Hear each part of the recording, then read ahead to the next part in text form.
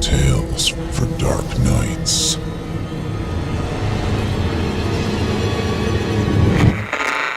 Want to make sure you never miss a Chilling Tales for Dark Nights video again? Be sure to subscribe and hit that bell to turn on notifications. Hello, folks. It's summertime and the listening is easy. Of course, what to choose? Well, on the Simply Scary Network, there's all kinds of spooky entertainment ready to give you the chills you need to get through all this heat. Don't miss the latest episode of Horror Hill with Eric Peabody, with new episodes premiering on Thursdays. And of course, don't forget Chilling Tales for Dark Nights, Fear from the Heartland with Paul J. McSorley, and Drew Blood's Dark Tales. You can find them all at simplyscarypodcast.com, on YouTube, or your favorite podcasting service. Or be sure to visit the chillingtalesfordarknights.com website and become a patron and hear extended episodes from our vast audio archive. So grab a cool drink, sit a spell, and join us for a scary good time. We're waiting for you.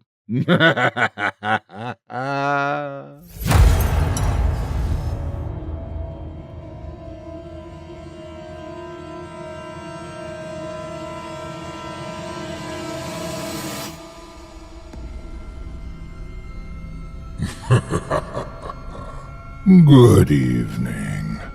I'm storyteller Otis Jiry, and I ain't your grandfather.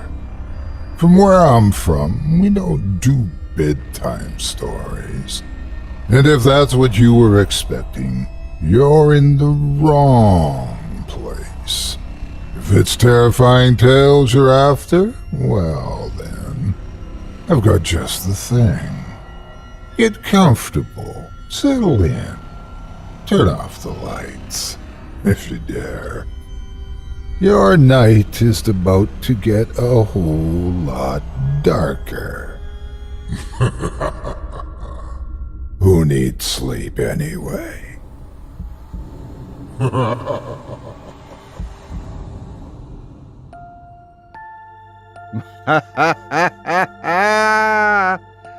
Good evening. You're listening to Scary Stories Told in the Dark. Welcome, dear listeners, to Season 13, Episode 10. I'm your host, Otis Jiry, and in this episode, I'll be performing 4 tales to terrify you, courtesy of author Dale Thompson. Tonight we'll hear stories of homemade gifts with interesting ingredients, bets with hellish high stakes, vacations with ghostly games, and home ownership with dirty denizens. You're listening to the standard edition of tonight's program, which contains the first 2 spine-tingling stories. If you'd like to show your support and enjoy an extended version of this and other episodes with twice the terror, visit simplyscarypodcast.com and click Patrons in the upper menu today to sign up. Thank you for your support. Now, it's time to take a walk together down the moonlit trail, so lock your doors, turn your lights down low, and settle in. The show's about to begin.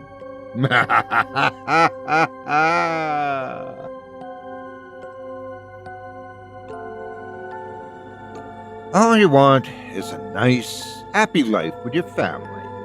Sure, it's possible you've been cursed, but there's gotta be a way to live without it hanging over your head all the time. But when in doubt, just turn to mystic books, which our dear soul, Leandra, turns to in order to save her family. But what will she lose in the process? Without further ado, I present to you Soap.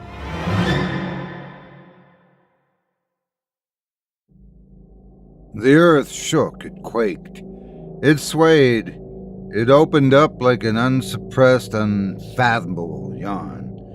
Everything that Leonarda Cianciulli had was swallowed up in an instant. With the loss of 3 of her 4 children, she left hopelessly lost and driven to near madness.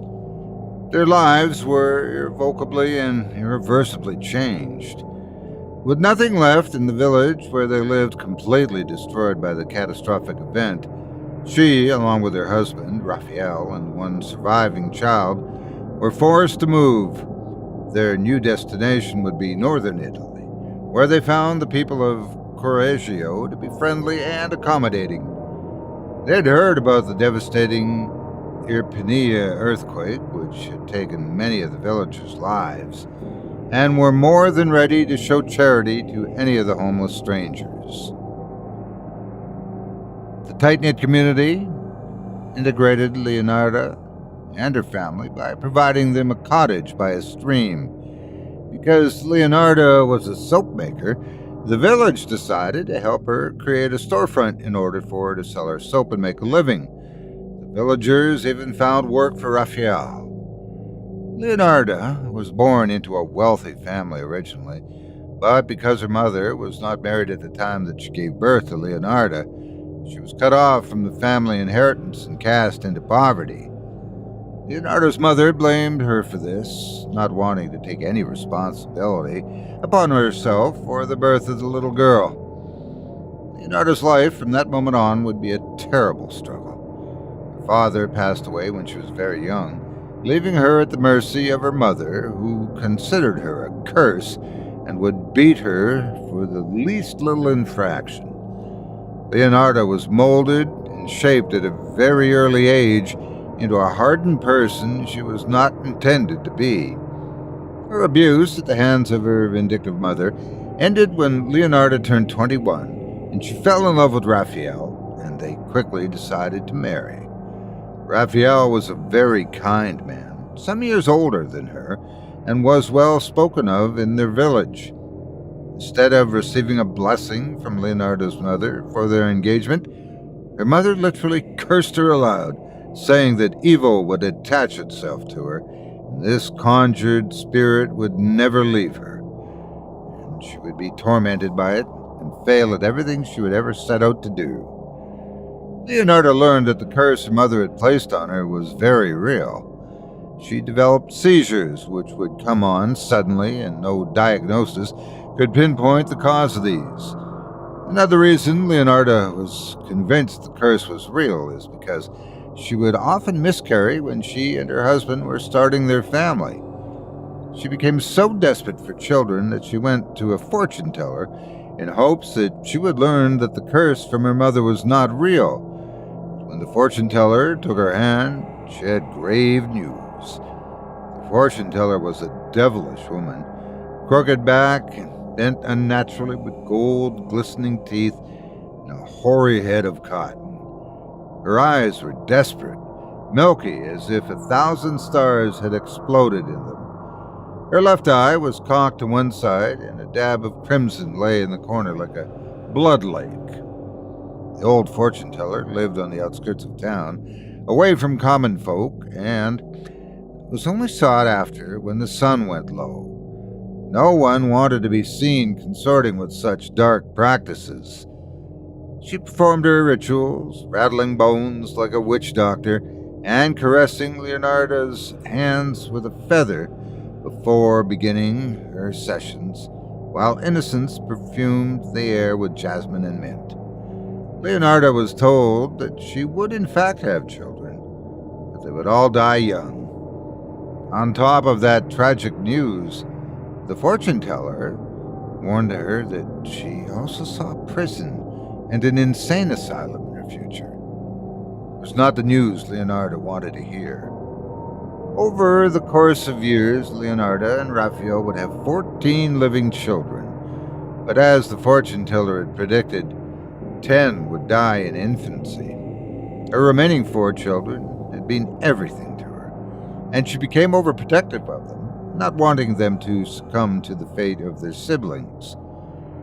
Leonarda instilled in the children her beliefs of good and evil and gave the children rules to follow, which she hoped would shield them from anything harmful to come. And then, the earthquake.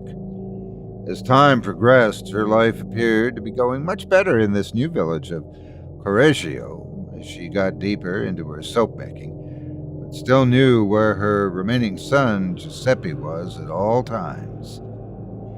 The town, with its warm embrace, had changed her, and she had a sense she was among true friends who would look after her family as they looked after everyone else in the village. Leonardo became quite popular, not only for the bars of soap she was famous for, but also for her tea cakes. She was frequently visited by the women of Correggio as well as surrounding villages, just to buy her homemade soap and try the cakes. She struck up a friendship with a former opera singer named Virginia, who was originally from Milan, and the two spent much time together. Because Virginia was a beautiful woman with an aristocratic connection, she would have Leonardo accompany her to many parties and gatherings of the upper class. A real rapport was formed, and their compatibility grew into a friendship as if they were like spirits. Leonardo saw it more as an amicable relationship, and in the beginning, there was empathy between the two and mutual trust with invested friendship. One might say they were somewhat affectionate toward one another. Virginia admired Leonardo's competence and resolution, knowing she had lost all and now had established herself in a healthy, prospering business. Leonardo, on the other hand, saw Virginia much differently. As a matter of fact, it could be no more distinctly the inverse. With Leonardo's soap business booming and Raphael's work as a clerk solid, the two were making more money than they ever had in the past. It really did seem that the curse from her vile mother had been lifted, and the fortune-teller's prediction was not going to come to light. A thought occurred to Leonardo. The memory of the fortune-teller weighed heavily upon her. She convinced herself, since she had paid the fortune-teller a good amount of money to read her palm, it might be possible for her to learn the craft herself. She was fascinated by the mystery and esoteric quality of it all. People were coming from far and wide to buy her soap and tea cakes. She convinced herself that she could be a palm reader and offer these services to her present customers, generating more revenue for the family. She began to barter for books on the occult and magic from her patrons, and it was not long before she began to build a small library of spiritualism. Leonardo studied the books religiously and began to adapt and implement the teachings, this way of life, into her own. The lack of education from her childhood was now being filled with education on magic and all of its variations. One book that stood out was a 1918 publication entitled The Other World, Chapter 10.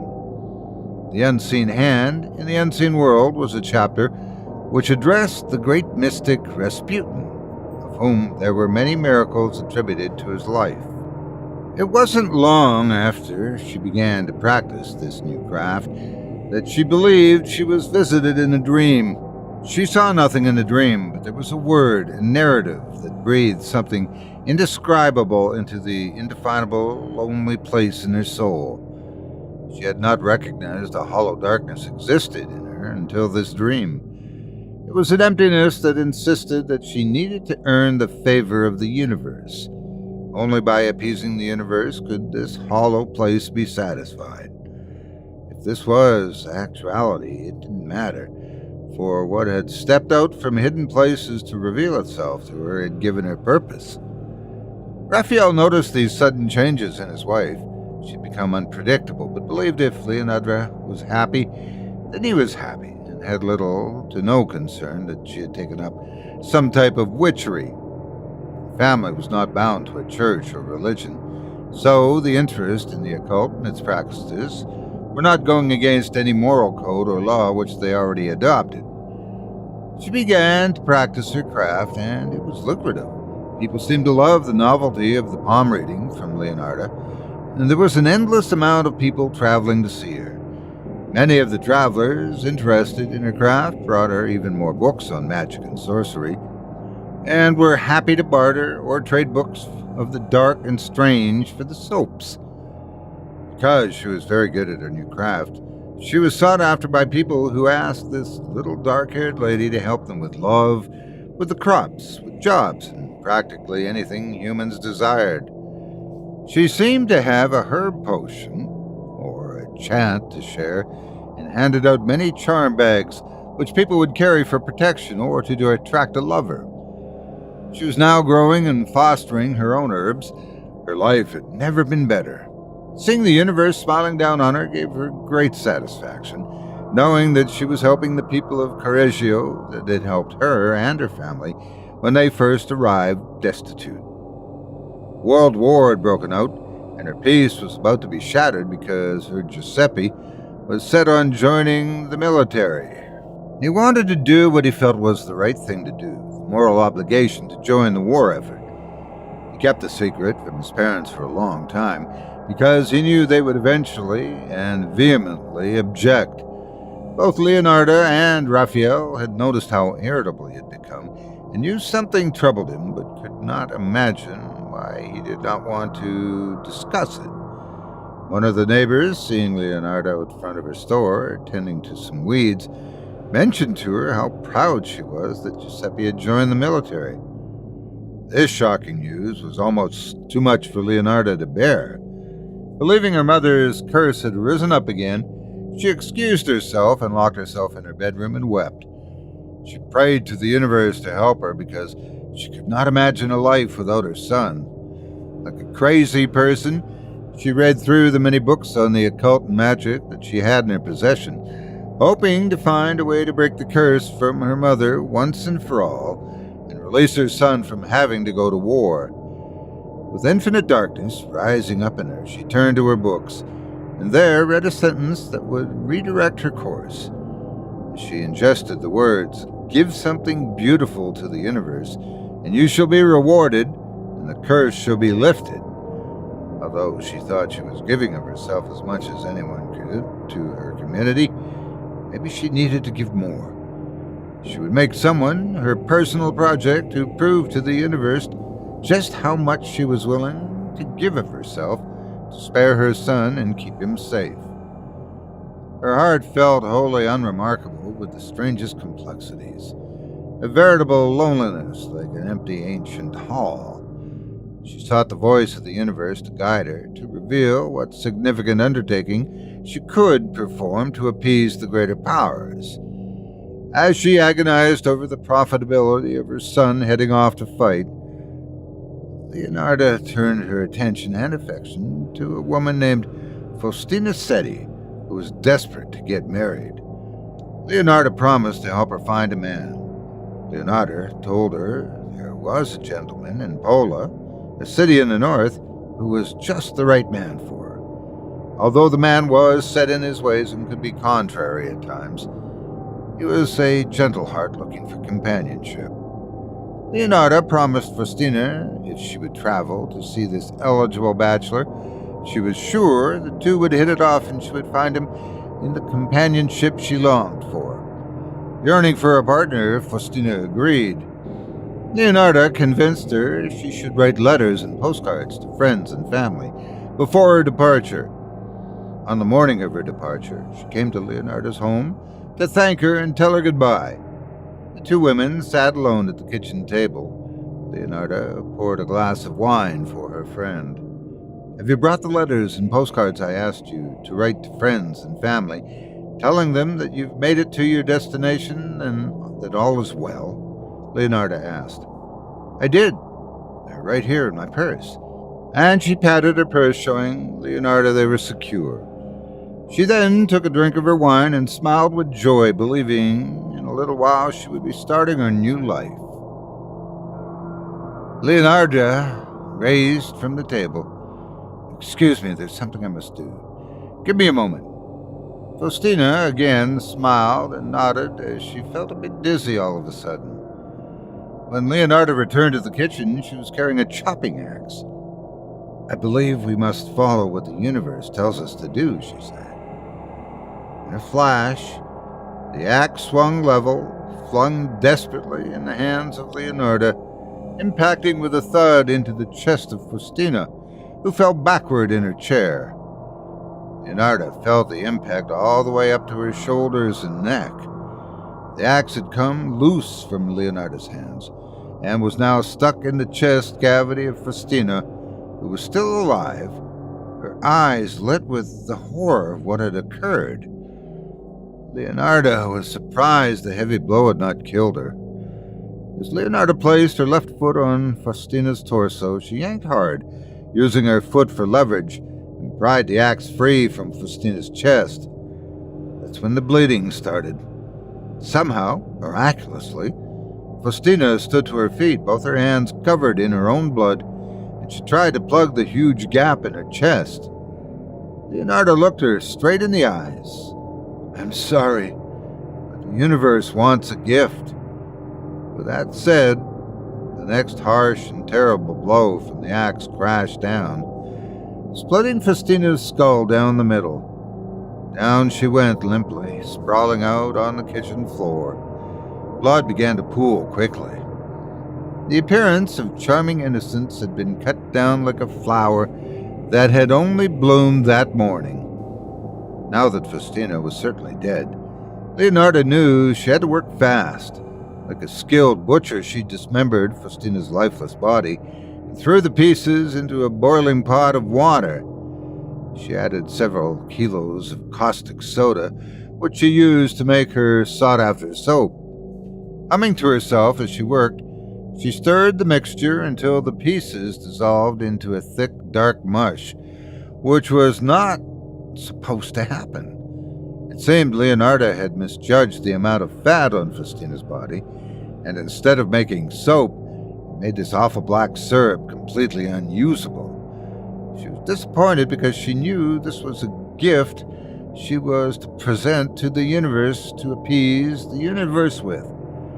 The curse against her and her family would not be broken with this gift because she had failed. However, she ended up pouring the solution into several buckets, emptying them into a nearby septic tank. She was devastated. She had taken the life of her friend needlessly. She had drained as much blood as humanly possible from Faustina and had transferred it into a basin. She did have an idea for the blood. She patiently waited until it had coagulated, dried it in the oven, ground it, and mixed it with flour, sugar, chocolate, milk, and eggs, as well as a bit of margarine, kneading all the ingredients together. She was delighted with the results. She was able to produce a large batch of crunchy tea cakes. She would now clean up the mess she had made. The floors needed scrubbing to remove the unexplainable bloodstains, and she needed to wash the large pot and basin. Leonarda had cleaned up every trace of her friend, removed the pre-written letters and postcards from Faustina's purse, and sent Giuseppe on an errand up north where she instructed him to send the postcards and letter, giving the semblance that Faustina had made her trip safely, and thoughtfully wrote to her friends and family, assuring them that she was fine. Meanwhile, Leonarda counted the 30,000 lira that she received in advance from Faustina as payment for her services. She thought once this was done, she might have a little celebration and have some lady friends over for tea cakes. Leonarda was a grand host and served the tea cakes to her friends at the party. She and her son, Giuseppe, ate the tea cakes as well. Because the soap idea had failed, she hoped by killing her friend and serving her to the community, she would be rewarded by the universe. Nothing changed, however, and Giuseppe was still slated for the armed services. It was important to Leonarda that she carry out this act again because she was convinced the universe still had not been appeased and that her son Giuseppe was in grave danger. Francesca Soavi was a good friend of Leonarda and would come often by for advice and counsel. She had come to visit Leonarda about finding a job. She was recently unemployed and was finding it difficult to secure work. She paid Leonarda 3,000 lira for Leonarda's part in securing her work. It wasn't long before Leonarda got word to Francesca that she had contracted her rich family, and they agreed to help her find Francesca a job. According to Leonarda, the family from whom she was estranged found an opening at an all-girls school in Piacenza. Francesca could not believe it. She praised Leonarda and thanked her graciously. Following her modus operandi, Leonardo persuaded her to write postcards to be sent to friends, this time from the village of Correggio, detailing her plans. On the day of her departure, ready to begin her career, Francesca came to visit Leonardo at her store before her departure. "Please sit. Enjoy a little wine before you go," Leonardo proposed. "Oh, I guess a small glass wouldn't hurt," Francesca said. "Drink no longer water, but use a little wine for thy stomach's sake, and thine often infirmities." Leonardo quoted the Bible as she poured Francesca a drink.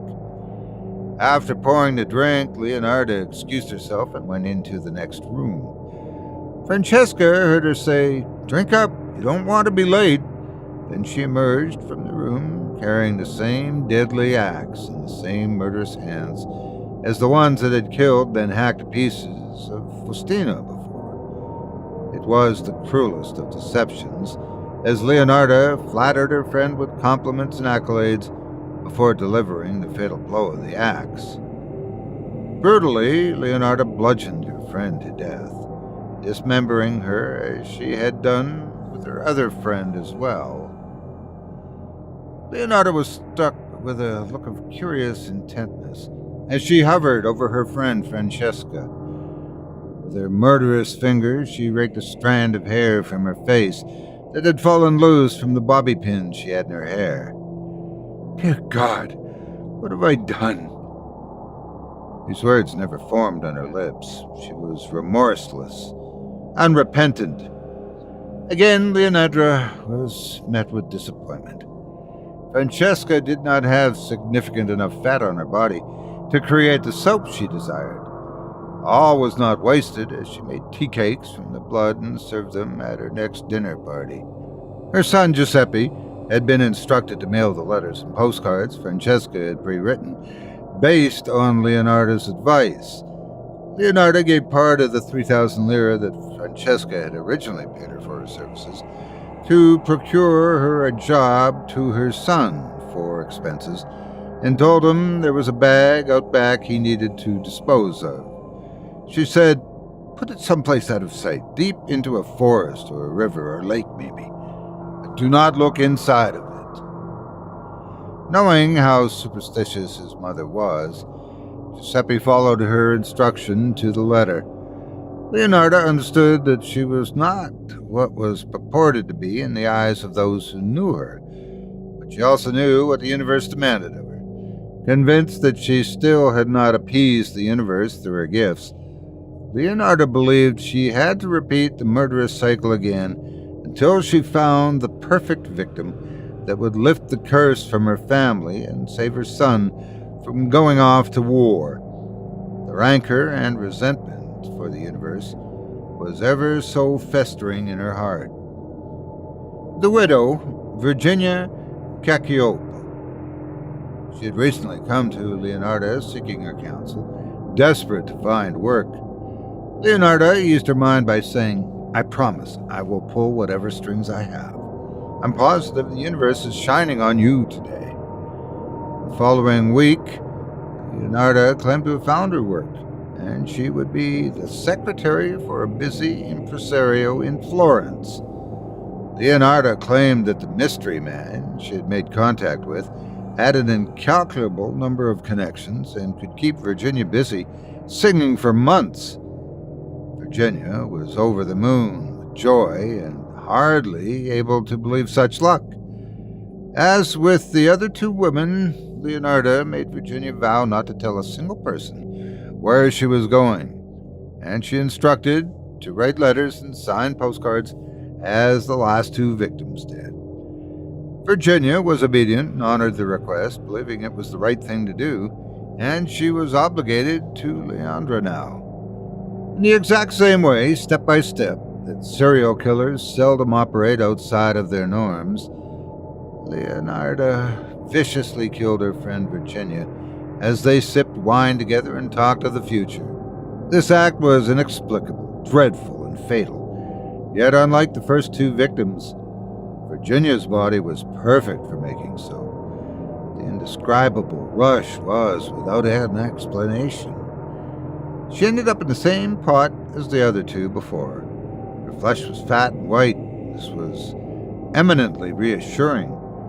She melted the fat, dropped a bottle of cologne, and let it all boil. She produced an incredibly creamy soap. Leonardo was so excited over this batch of soap, calling it her best batch to date.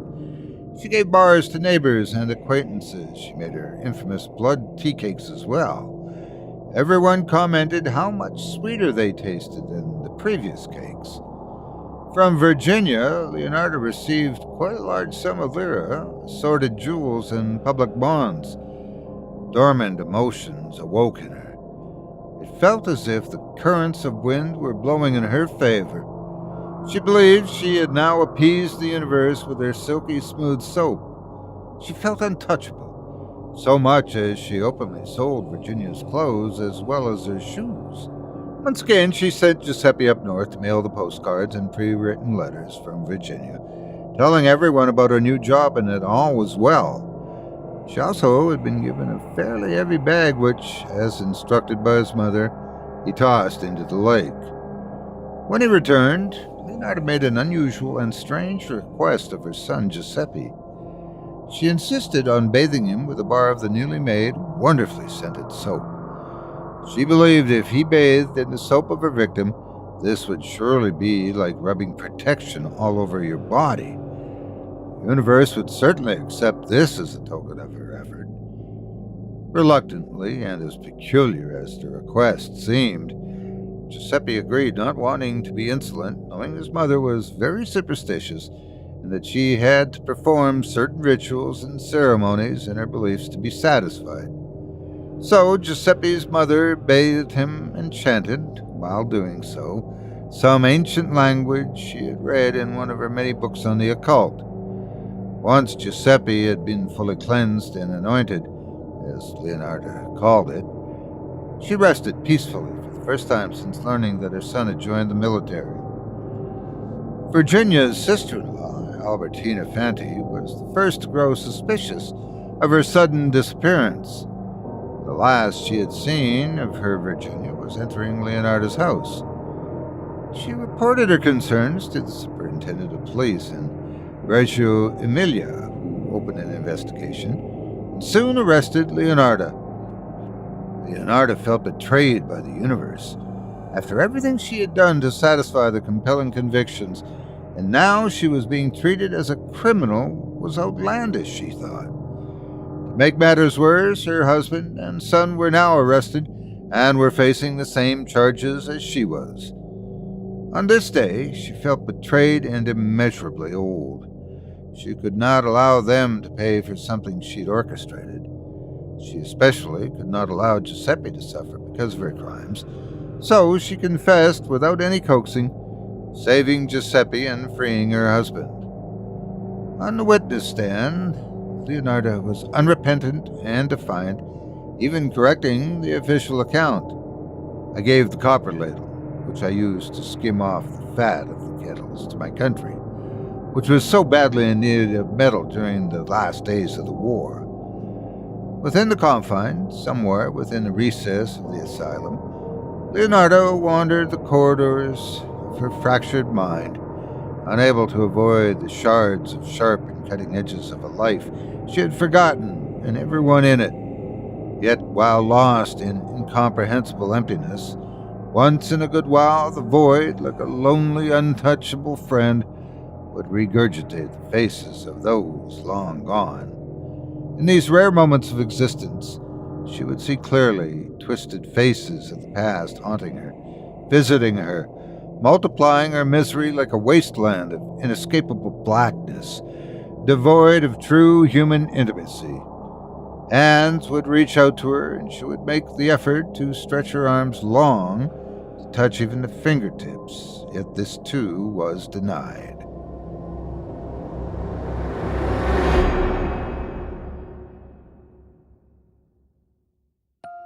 I hope you enjoyed Soap by Dale Thompson, as performed by yours truly.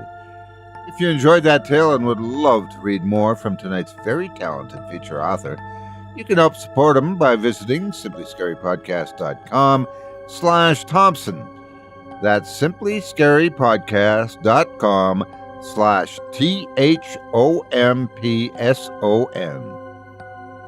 You'll have heard this very prolific author on the show numerous times, but have you visited his YouTube channel? If not, try giving it a listen. Perhaps you'll have other surprises head your way too. If you did decide to stop by the profile, please leave him a kind word and let him know you heard about him here on this show and that Otis sent you.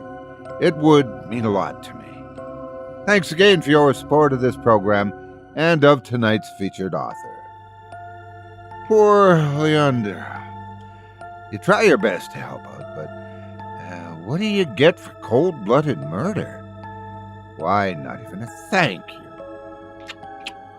Oh, I don't know. But maybe it isn't reading books with forbidden knowledge that gets you into trouble. Sometimes it's bets placed while engaging in other dubious activity. Imagine, if you will, accepting on a dare the chance to find something nobody should be looking for. How would you feel if you actually found it? Without further ado, I present to you The Mouth of Hell.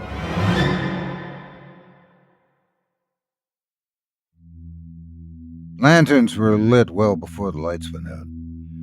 The night could be pushed back, but the cursed rain fell, and no umbrella could prevent the cold, moist air from reaching the bone. The misfortune was not the entanglement they found themselves in. Rather, it was coming to the luxuriant forest on a dare. Here they were, the four of them, huddled together like burrowing bunnies, disturbed by every noise. The forest creaked and lamented, and every echoing sound from the nocturnal inhabitants of the trees caused frights, brought chills, and enhanced the unknown immeasurably. It was said that the mouth of hell lay just through the foliage on the other side of the mighty redwood, which towered like a turret, overlooking the entirety of the forest like a mighty keep. The atmosphere lent itself to a lingering familiarity of medievalism, though an adequate description had been painted before the journey began. The sojourners were Cage, Malkovich, Woody, and Defoe. All four men were in their early 20s. Cage seemed to be the most erratic of the bunch, and spoke as if he was an animated character. Malkovich spoke slow and was well-mannered and borderline androgynous. Woody appeared to be stoned most of the time, although he claimed he used certain herbs medicinally. Defoe looked to be the oldest of the four. His face was chiseled, hard with advanced lines, but seemed to be the most rational of them all. One might wonder why anyone would venture into a thick, overgrown forest at night and search for the mouth of hell. That's a question every one of their friends asked when they were informed of this journey the four friends were making together. The answer was not so simple. The idea was brought up one night while the young men had joined a card game with two other men of similar age. In casual conversation, the term Jaws of Hell was mentioned, referring to the bad hand Woody had laid down when one of the two outsiders mentioned they knew where the actual mouth of hell lay. The night was a night of gambling, so one of the two outsiders wagered and said, "Not one of you would go to the mouth of hell, take a picture in return." Not wanting to be cowards, the four friends all agreed they would take this bet. The outsider said he had a map willed to him from his grandfather, who claimed to have found the mouth of hell. Strangely enough, he supposed it was close by. The outsider said it's on the other side of the forest with a giant redwood tree. The four friends were very familiar with the giant redwood tree because, to them, that was a tree you did not pass in the forest. When a person reached the giant redwood, there were plenty of signs posted which said, "Turn back." Who had posted the signs was not known, and it had been a mystery for a few decades. No one they were familiar with had ventured past the redwood tree. They also said the mouth of hell only opened in the dead of night. To find it during the day was impossible, But in the witching hour, the early morning, it yawned wide and revealed its secrets. A picture is all the outsider required, and he would pay the four friends 400 cash. Though it wasn't much money, it sounded exciting. The outsider planned to sell the pic if it depicted the actual mouth of hell. The forest beyond one giant redwood had suffered a deliberately set fire. The fire had smitten half of the forest and not fully regrown. The difference in the forest was like night and day. The arson tragedy led to many myths and legends being invented and added to the mystique and mystery. One bit of folklore that took hold was the forest ought to be called the Dead Forest because people had reported seeing the dead haunting it. The four friends were not intimidated, nor put any credence into such talk. Cage, Malkovich, Woody, and Defoe set off the next day early enough to traverse the forest to the giant redwood. There they set up camp. They had 2 tents and some supplies. Their plan was to have a party, and when night fell, they would go beyond the giant redwood and make their way where supposedly the mouth of hell would open in the dead of night. Malkovich, who was sitting back in a lawn chair holding a bottle of bourbon in his hand, said, "What if we don't find anything, but something finds us?" What does that mean? Defoe was not buying into the myth of disembodied people lurking beyond the redwood tree. "Maybe they ought to call the place Deadwood instead of Redwood," Woody said. Cage joined in the conversation.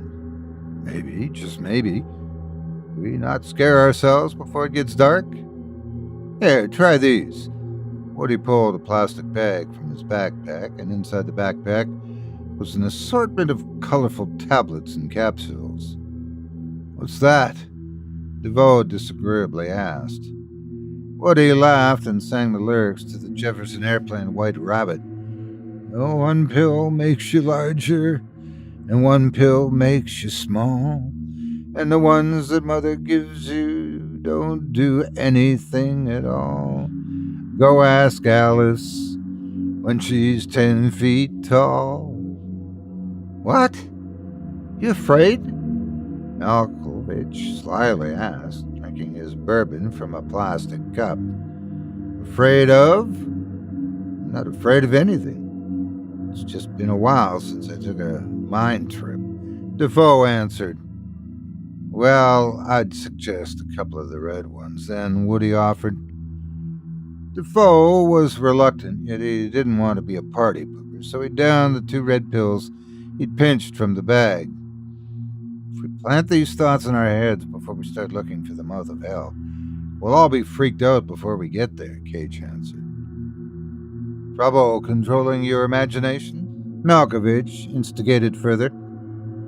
"Not at all. I just don't want to hear you crying like a baby when it gets dark." Cage directed his gesturing toward Malkovich and nicked a couple of pills from the bag for himself. "You won't have to worry about me. I have a vivid imagination, but it normally produces girl speeches and a lot of drinking." Malkovich laughed as he chased down his pills with a good gulp of liquid fire. The signs warning them to go no further were posted on practically every tree. Once they'd crossed the threshold, the invisible barriers separating the living forest from the charred forest, they'd be in a whole new environment. As the night approached, everyone had their turn at the bottle of bourbon that Malkovich had thoughtfully brought with him. He called it liquid courage. No one would expect any of the four to ever be a hero during a catastrophe. Their personalities combined were spasmodic at best, with a strong curve of vicissitudes not of their control, which was the appeal of their inseparable friendship with one another. They broke camp as darkness lowered itself, like a silent mask being placed over one's eyes. As their circadian rhythm adjusted to the lack of light, they proceeded past the warning signs beyond the giant redwood tree, with the mouth of hell as their destination. Then the rain fell.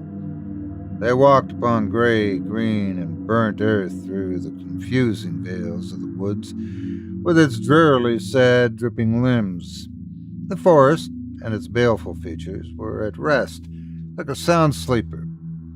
"Oh, this is great, just bloody great," complained Defoe, knowing no one was thoughtful enough to equip themselves with an umbrella. The temperature began to drop noticeably, and the four friends found themselves in a dark forest, cold and wet. "Let's hope this thing's close. I'm shivering," Malkovich complained. "Well, maybe we ought to go back, try it again another night when it's not raining." The others saw the suppliant expression in his eyes, but were not about to turn around now. "We're already out here, might as well make the most of it," Woody said, his words slurred enough to tell he'd been drinking. "This is enough to give us all pneumonia," Malkovich carried on. They continued their course, unable to see any further than the lantern's output of light. Defoe had a flashlight, but claimed he was saving the batteries. In reality, he didn't want to see what was out there. A mound, like a knoll, appeared, and they knew they'd traversed the forest safely. The knoll indicated the edge of the forest on the burnt side. On past the knoll was hill country and mainly small farms. "This is it. The knoll's the spot. If this mouth of hell exists, it's supposedly right here somewhere," Cage informed them. "What do we do?" Woody asked. "Drink a bit more is always my suggestion." Malkovich pulled a second bottle of alcohol from his backpack. "You always have a tavern on your back," Defoe noted. "One never knows when one's about to get bored," Malkovich responded. The rain soon ceased, but everything was far too wet to make a fire, and there were no good sticks or brush to use anyway. Nothing seemed to have grown back since the arson. "Aren't there some sort of words we're supposed to say, like abracadabra, hocus pocus, open sesame?" Woody was pretty much intoxicated by this time. "I don't think we need charms, spells, or enchantments," Cage indicated. "So, no magic words?" Woody sounded disappointed. "Besides, I don't know any incantations. I've seen the TV series Charmed, though. They used magic," Malkovich said. "Pretty sure a TV show's not practicing real magic," Defoe said. "Everyone in Hollywood is part of the Illuminati. I guarantee Charmed was written by sinister writers with subliminal messages thrown in." Woody was garrulously serious. Malkovich stood and postured himself as if he were on stage and began a performance to the shock of the other three, who were forced to sit as audience members. "Night so black, as black as a cat. Open and reveal what cannot be seen. Before our eyes let it be, the very thing we wish to see." Malkovich took a humbling bow and sat back on the ground. "Remarkably forgettable," Woody laughed. "Yet remarkable." Malkovich nodded his head. "It doesn't look like you said the right words, because nothing's changed. We're still cold, wet, and personally, I'm unimpressed with this so-called mouth of hell." Cage rattled on, more inebriated than he was willing to show. Defoe hushed everyone, held up a hand to indicate stop, and demanded complete silence. He swore aloud he had heard something, and now, with heightened senses, he stood slowly to his feet and scanned the area with his torch.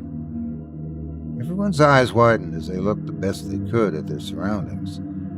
Defoe had heard something, but even he did not know what it was. All he understood was it was a sound that should not be there. Whispers deep in the forest could be heard, but not loud enough to discern what was being said or who could possibly be making these sounds. "It doesn't sound human." Cage was about to let out a blood-curdling scream, but recognizing Cage's panic, Defoe clasped his hand over his mouth. "Don't you dare. Try to hold it together." Cage kept his teeth clenched and tried not to hyperventilate.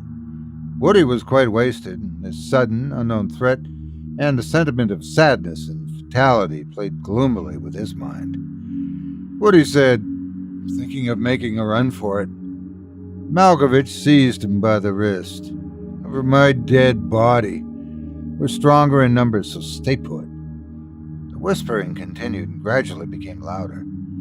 Unmistakably, it was some hushed whispering, but what was creating the noise was impossible to tell. Shockingly, like someone turning on a light switch, the unexplained light emanated from where they'd come from and raced like spotlights, unexpectedly igniting to light up the forest. Fires danced to the curious brightness. It was a bewitching flame seducing eyes and lurid suggested hellish accord.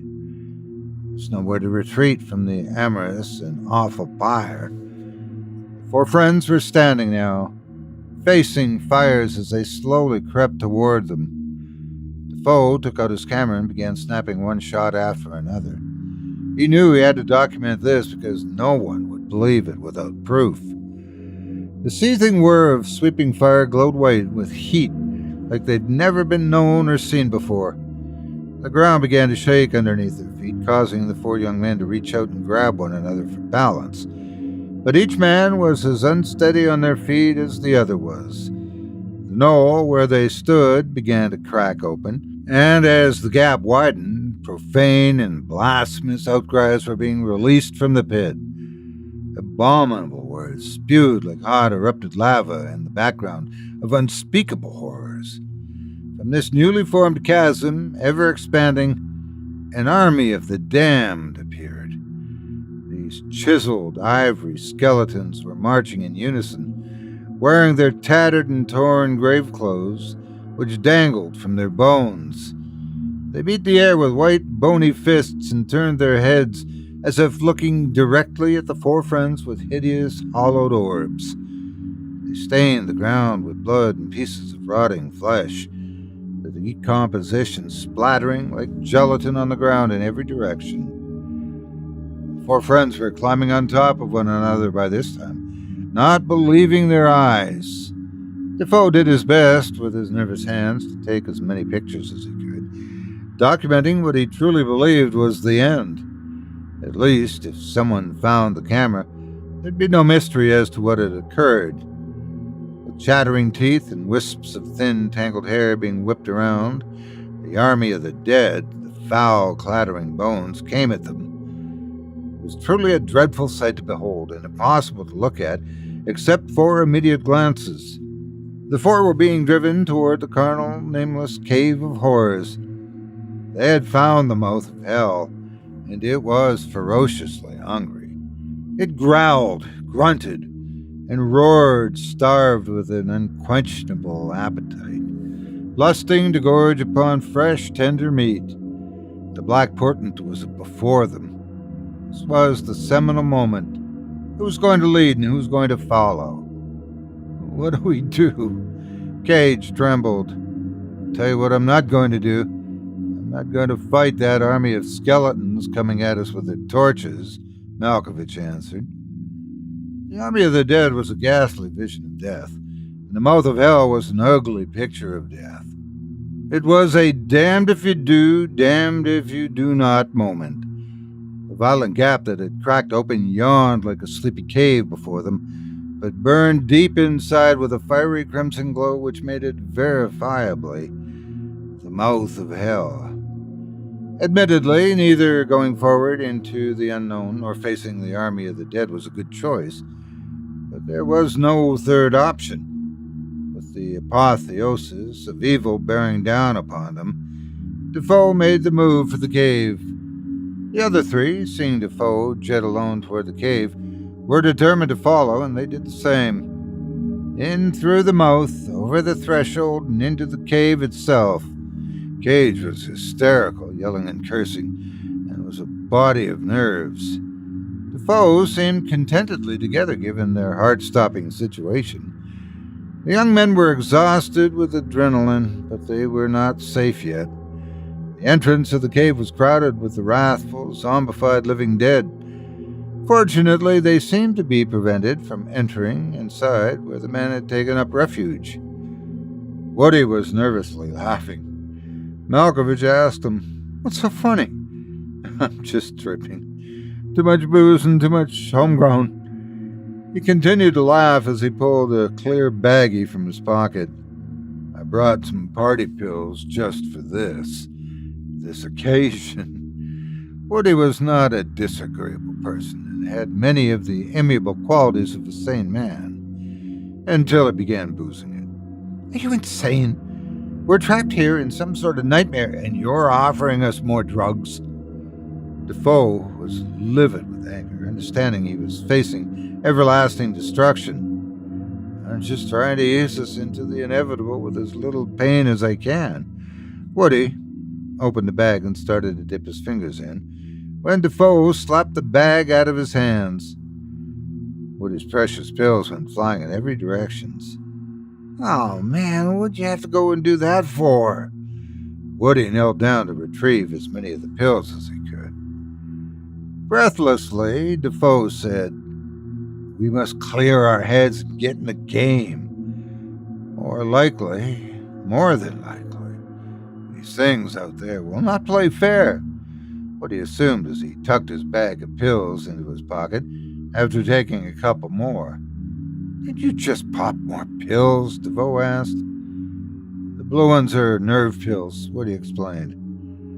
I'll take a couple of those. My nerves are frayed.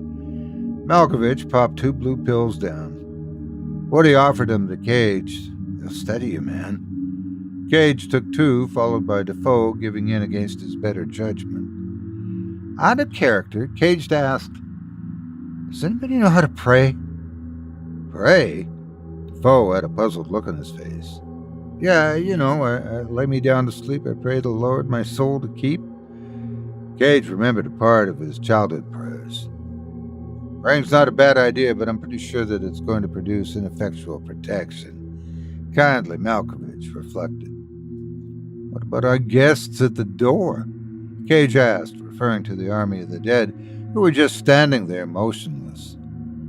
Apparently they can't come inside, or they already would have attacked, Defoe hoped. Cage was seriously distressed and asked again, is there such a thing as ontological separation from God? The other 3 men looked at Cage, and Malkovich answered, I'm not for sure this is the right time for a theological debate or eschatology studies. Cage began to pace nervously, running his fingers through his hair. Religion. We got to get religion. Look out there. He pointed at the entrance of the cave, which was lined with the skeleton army. Now look there, outer darkness, and the abyss. He pointed at the nothingness in the cave deeper in. Go further inside the cave or wait this out until daylight? Woody asked. You might have something there, Woody. If we wait until daylight, the army of the Den probably have to go back to where they came from, Cage said, smiling as if all of his problems were solved. You're forgetting something, Defoe informed him. What? This cave does not exist in daylight. Remember, it opened up and we ran inside? If it closes, we're trapped in the mouth of hell. And who knows what is below in those caverns?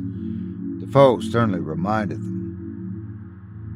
It's all uncertainty. We're going to die. Woody was moaning insanely. He was drifting in and out and then back into vanishing consciousness, almost becoming 2 people. Cage exclaimed, See, I told you! He continued his frantic pacing. Oh, brother, Woody is flying, my brother. Malkovich laughed. Seized by an impulse to be more courageous than he actually was, Woody leaped forward and charged the skeleton citadel like a maniac. His unruly, obstreperous behavior was more disturbing than the legion of statuesque fleshless bodies, which did not flinch at his mock attack. Woody stopped a few feet from them, then spun around, wild-eyed, and higher than a kite. Good Lord, man! The doorman is suffering from anorexia. Cage, whose eyes did not fare any better than Woody's, caught Woody as he fell forward. Woody looked up at Cage, laughing, and whispered, The most desirable thing for me right now is if the rest of you would freaking loosen up a bit." Then he belligerently yelled out, "We have no promise of tomorrow. Live and let live." As quickly as his mania had taken hold of Woody, he embowered himself by wrapping his arms around his shoulders as if to hug himself, and stood indolent, as if all purpose for his existence had fleeted away. The inexorable logic of facts was it was shielded on one side by an impossible escape, and on the other by a new sight, a fire-lit flame deep within a cave that only could be seen as a glow. The inimitable air was barely breathable, and this, with the magnification of drug-induced senses, caused more confusion than needed. Stringently, Cage pulled a mendacious face. There was no accuracy where he placed his steps. He endeavored with preciseness, yet his equilibrium betrayed him. An incipient contagion of insanity broke out among them, with eyes focused on Cage, who seemed to be falling over and over again but never actually fell down. Cage's imperturbability was on display, as if he were an escaped prisoner and every prison spotlight had thrown its beam on him. Eminently, he would settle himself and find support against the wall of the cave. The gravity of the situation had only just now come to Defoe's full attention. The other three men had their nerves shaken, and their sublime minds were out of orbit. Malkovich, up until this point, was feeling light and lissome, but had not acted out. He was making great strides in not becoming indigent like the others. Unprovoked, Cage, who continued to lean against the rock wall, yelled out, "We're all gonna die!" This caused Woody's eyes to light up as if a switch had been flipped on.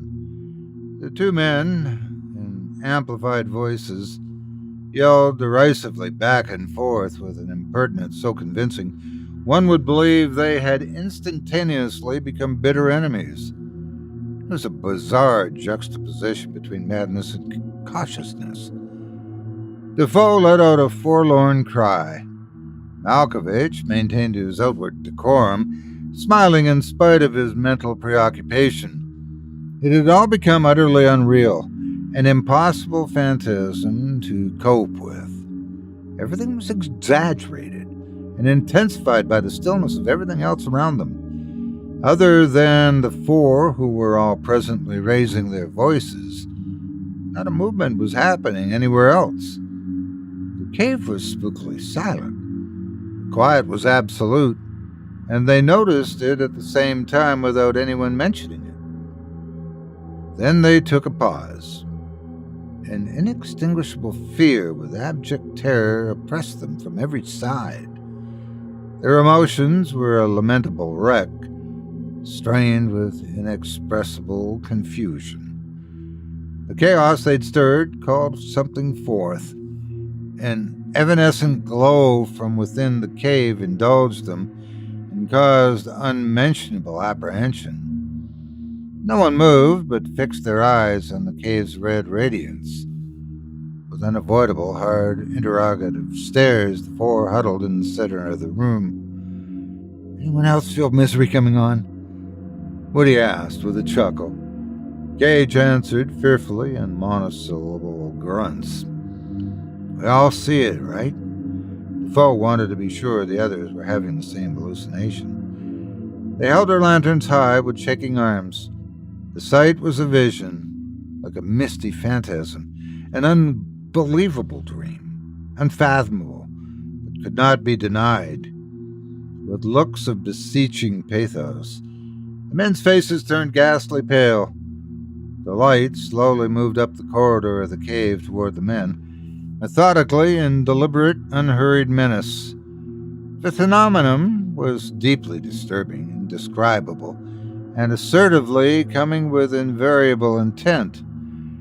With a flash as if a silent bomb had gone off, the light blinded them with extreme illumination, and from it birthed a dozen wretched, wraith-like figures, as as dark as the shadow of God.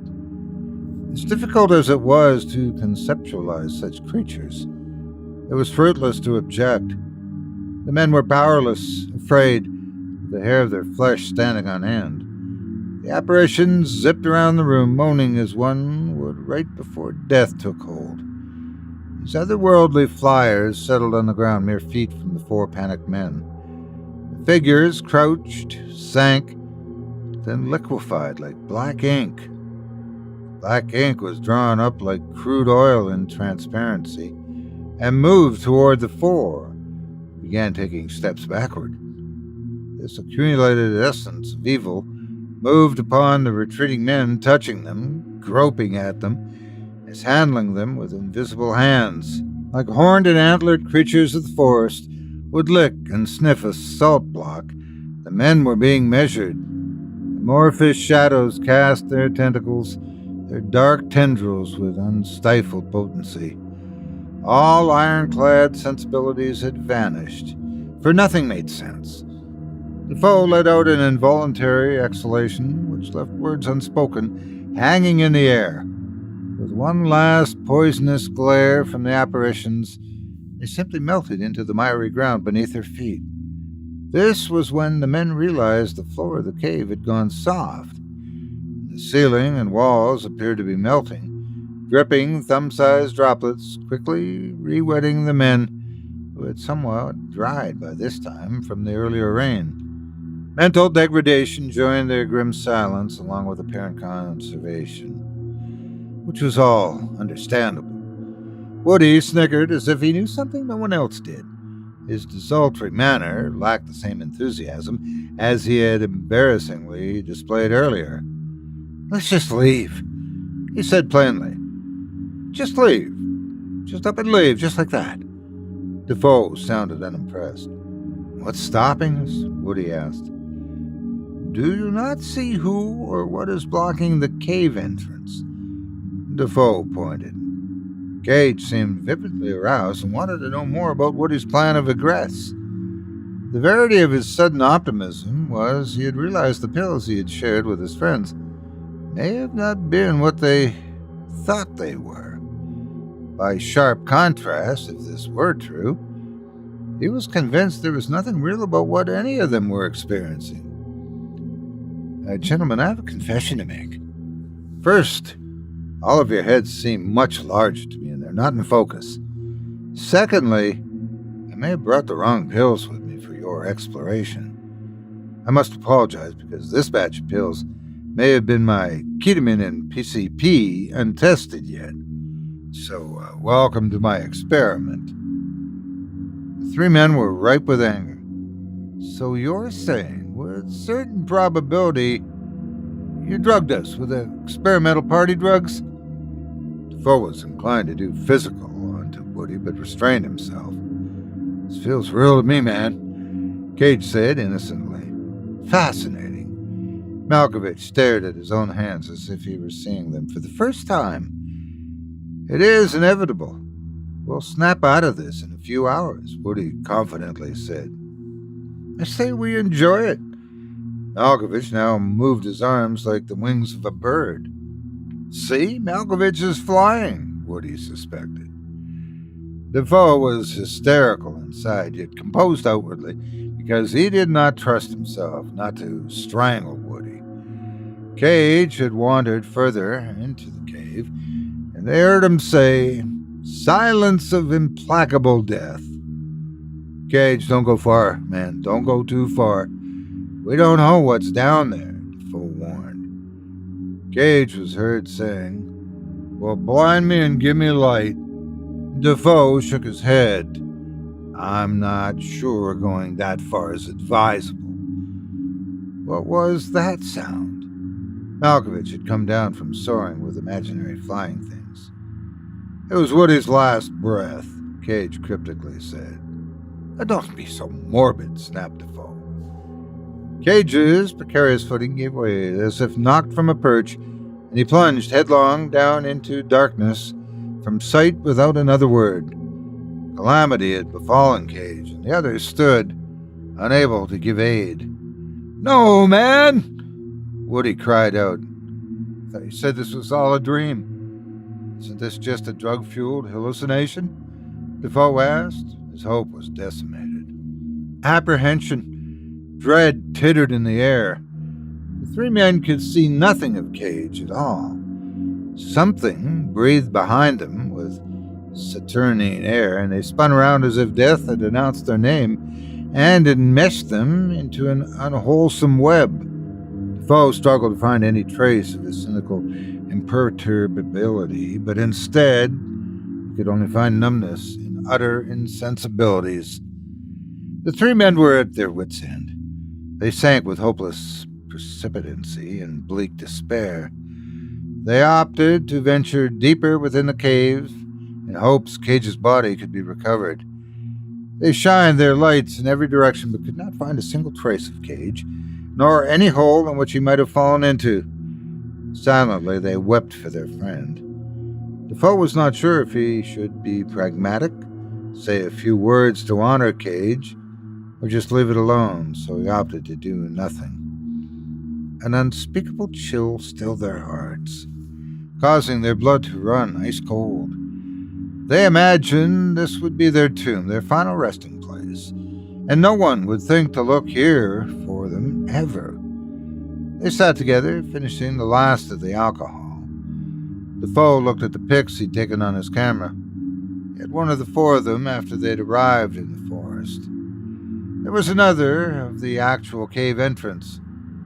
He thought, these were good pics. Sometime later, a hunter was trekking the forest and saw something out of place lying on the ground, just under a bit of leaves. It was a camera. He turned it on and took a look through the pics. He recognized the men in the pics. He had never seen that cave in the redwood forest.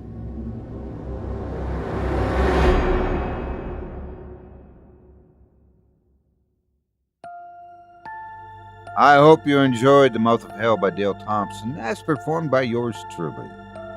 If you've enjoyed what you've heard tonight, I'd like to remind you one last time that tonight's featured author can be found by visiting our website. Just visit simplyscarypodcast.com/Thompson. That's simplyscarypodcast.com/THOMPSON. We've mentioned his channel before, so we once again recommend you stop by and rest yourself there a spell. But there's more to look forward to in the near future. Only time will tell. As a reminder, if you do decide to give tonight's talented author, give his stories a read, please consider leaving him a quality review and a kind word, or a thoughtful public comment and an upvote. And be sure to let him know that you heard about him here on this program, and that me, Otis Jiry, sent you. It's more to me than you can imagine, and I'm sure he would very much appreciate it as well. Thanks again for your support of this show and of tonight's featured author. Now, before we go, I'd also like to take a moment to thank you personally for joining me for this episode of Scary Stories Told in the Dark. If you enjoyed what you've heard on today's program, please take a moment to stop by our iTunes page or wherever else you listen to your favorite podcasts and leave us a 5-star review and a kind word. It makes a huge difference, and it would mean a lot to us. If you'd like to hear a premium extended edition of tonight's and all of our other episodes featuring twice the terror, visit simplyscarypodcast.com today and click the Patrons link in the menu at the top of the screen. You'll find yourself at Chilling Tales for Dark Nights, where you can purchase season passes for this podcast and our other quality storytelling programs. Or become a patron for as little as $5 a month and get access to our entire audio archive dating back to 2012, all of it ad-free.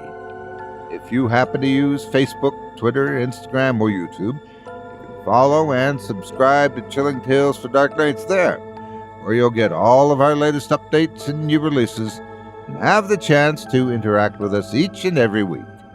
You can subscribe to me on YouTube as well at the Otis Jiry channel, where you'll find releases of my series, Horror Storytime, dating back to 2014. And you can find me on Facebook, Twitter, and Instagram too. Just search for Otis Jiry. Until next week, stay spooky and get some sleep if you can.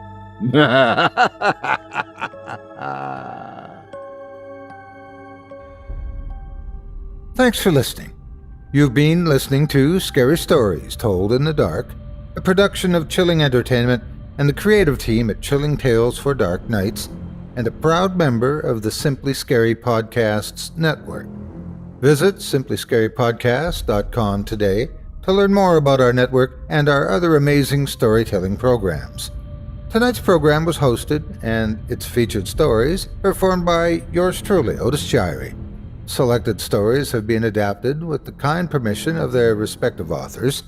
Original music provided by Luke Hodgkinson and Jesse Cornett. Sound design and final mixing and mastering provided by executive producer and director Craig Groshek. Program's artwork and logo by David Romero. If you're looking for some fresh tales on a daily basis while waiting for the next podcast, check out my YouTube channel, the Otis Jiry channel, and my extensive collection of narrated tales there. Simply search on YouTube by my name and you'll find me. And don't forget to subscribe and press the bell notification icon to get my latest releases. Got a scary tale of your own that you'd like performed? I take submissions.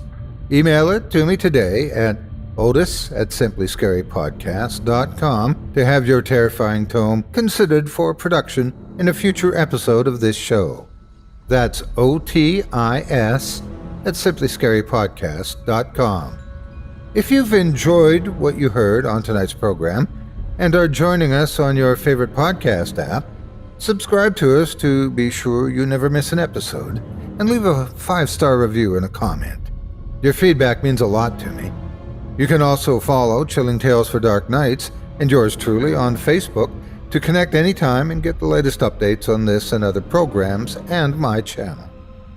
If you're listening on the Chilling Tales for Dark Nights YouTube channel, do us a favor and hit the subscribe button and the bell notification icon for ctfdn as well to get more spooky tales from me and the crew and another episode of this program each and every Wednesday.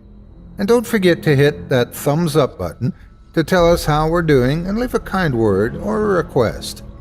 And don't forget to visit us at chillingtalesfordarknights.com and consider supporting the team by becoming a patron. In addition to helping us out, you'll get exclusive access to our audio archive and ad-free downloads of all your favorite stories, including those you've heard on this program.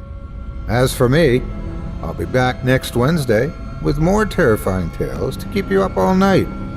But that's all right. Who needs sleep anyway?